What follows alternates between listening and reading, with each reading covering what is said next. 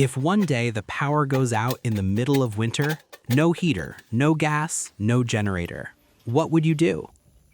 I don't want to depend entirely on electricity, so today I'm building a mini heater that requires no power and no gas, only simple liquid fuel and materials you can easily repurpose at home. This is not decoration, this is a backup solution for times when fuel becomes scarce. I start with a large metal can. This type of can is thick, rigid, and fairly heat resistant, making it ideal as the outer shell. I cut a large window into the body of the can. This opening serves three purposes. It supplies oxygen to the combustion chamber, directs heat forward, and allows me to observe the flame inside. After cutting, I carefully grind and refine the removed section. This piece is important for forming the heater's core, so precision matters.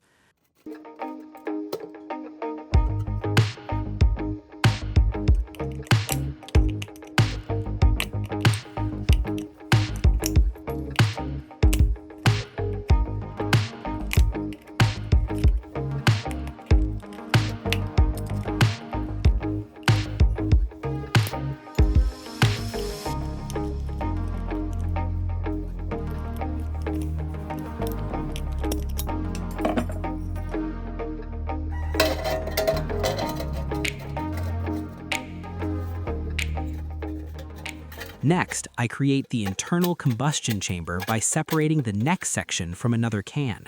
My design uses a double-layer structure. The outer layer retains heat and guides airflow, while the inner layer generates the heat.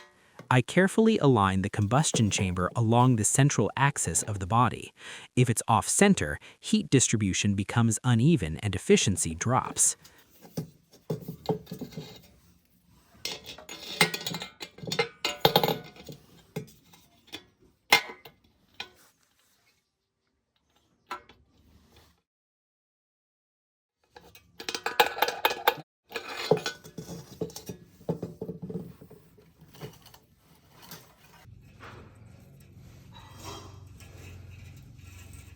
Now comes the most important part, the heat retention core. I use thin metal mesh, which is inexpensive and easy to find. I cut and roll it into a cylindrical shape, not too tight, not too loose, just enough to allow airflow through the gaps. This core increases surface area, stores heat, and stabilizes the flame instead of allowing it to flare up and burn out quickly.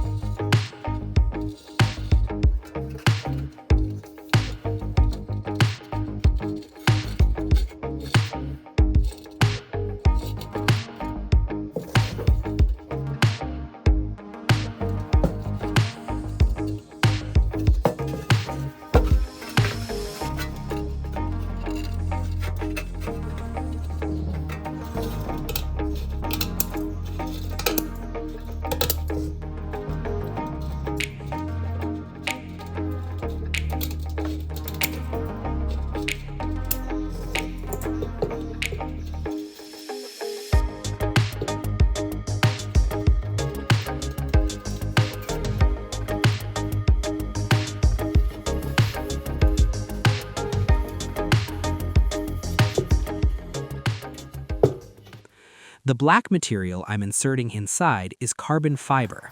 Carbon fiber withstands extremely high temperatures. Once heated sufficiently, it glows red hot and radiates strong heat. If carbon fiber isn't available, you can use steel wool instead. Steel wool is affordable, easy to obtain, and also glows red when heated, retaining heat effectively.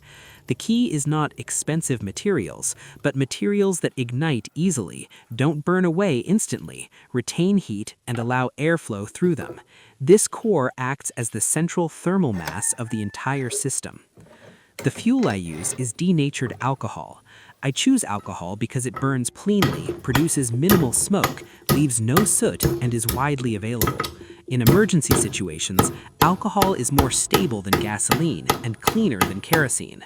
I pour it slowly so the fuel fully saturates the wick below, making sure not to spill. Safety is always the top priority.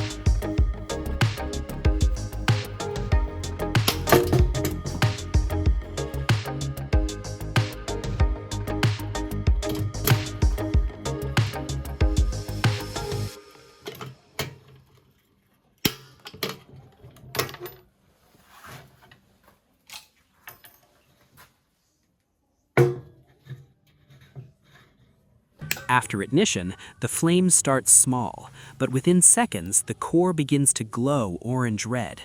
At this point, most of the heat no longer comes from the small blue flame outside, but from the glowing metal and carbon fiber inside. This is the key principle of the design: small flame, large retained heat.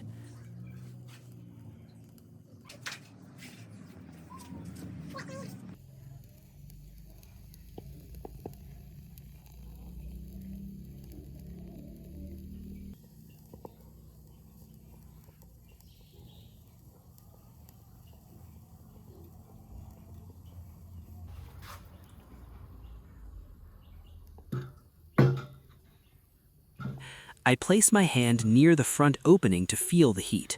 The warmth is strong and steady. Even though the visible flame isn't large, the heat output is sufficient to warm a small space when necessary. However, I need to emphasize something very important. Always operate this device in a well-ventilated area. Never use it in a sealed room or small enclosed space without proper air exchange. If possible, use an air quality monitor or a carbon monoxide detector to ensure safety. Always keep a fire safety solution nearby, such as a small fire extinguisher or dry sand. Never add fuel while the device is still hot or actively burning. Safety must always come before experimentation.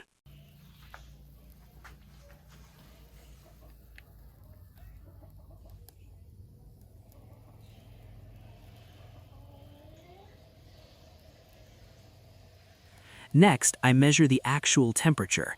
The core reaches over 300 degrees Celsius. This confirms the system is functioning as intended.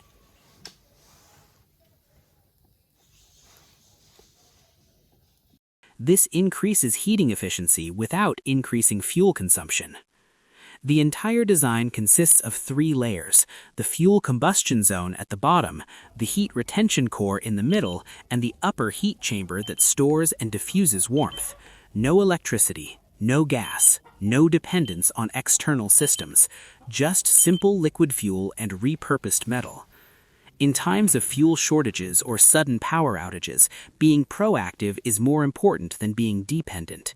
This is a simple, low-cost solution that can be built when truly needed.